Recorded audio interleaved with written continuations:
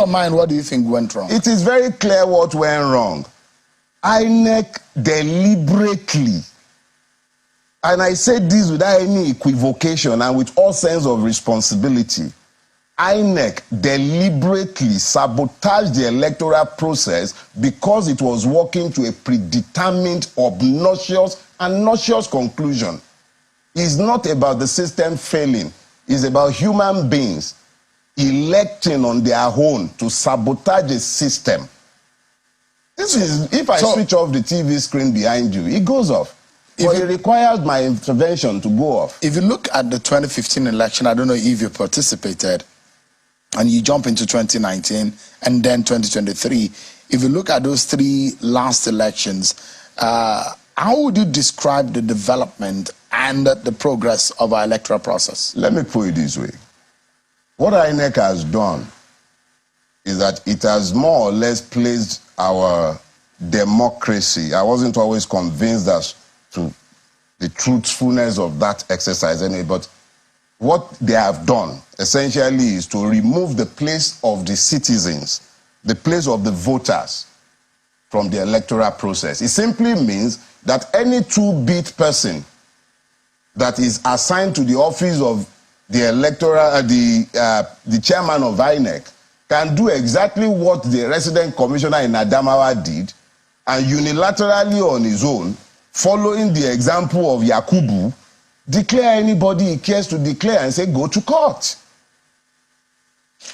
So if you're looking at the 2015 election, the 2019 election, all I can tell you is that the 2023 election is the bottom pot of Nigerian electoral malfeasance. Everything that was ever wrong in elections came to the fore in 2023, essentially because Yakubu lost his sense of shame. So when you are personalizing it... it's not personalizing. I'm sorry, Shem, I need to clear this. Yeah, because you are mentioning... I have to mention him. And it's just one person in that head. He is the head. So what would you like him to... The head is rotten. You think he's to blame? What blame is an institutional blame. Okay. The blame is for the entire institution.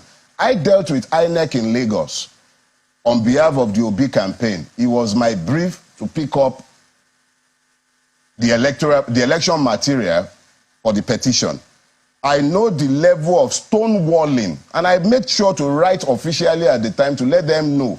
I know the amount of stonewalling, deliberate stonewalling and delays that we encountered from the wreck in Lagos, and everybody concerned with giving us electoral material that we had paid for. We had to bring copiers from outside, from Rank Xerox, to come to INEC, to come and make photocopies. It was that bad. They stonewalled us every step of the way. So if I'm saying Yakubu, I'm only speaking about Yakubu as a type, not as a person. He's a type, but he is the one who sits at the head of the organization. So you think the 2023 outing of INEC is the worst ever? So, but how then do you think the election was rigged or was manipulated, or how would you describe it? Put it this way. If we're speaking to the participation of Nigerians, their involvement in the process, you cannot fault Nigerians. Across the political divides, we might have our differences, we had our arguments, but the beauty of democracy is that when you vote and somebody emerges in a clear and credible process, you applaud. And then you go away, you go prepare for the next election, expecting and hoping that you'll be able to persuade the people by showing how bad the policies of the people who have won might have been, so that they will vote for you the next time.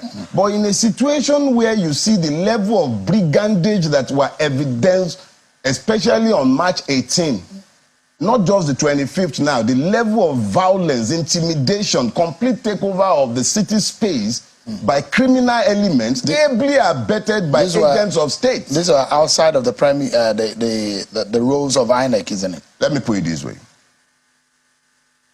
If INEC, as an institution, is examined, and then you look outside, you don't look beyond INEC, you'll first of all be having a distorted picture.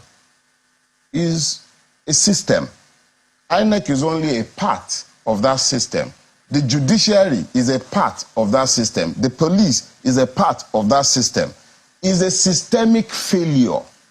But we are dealing specifically with Inec.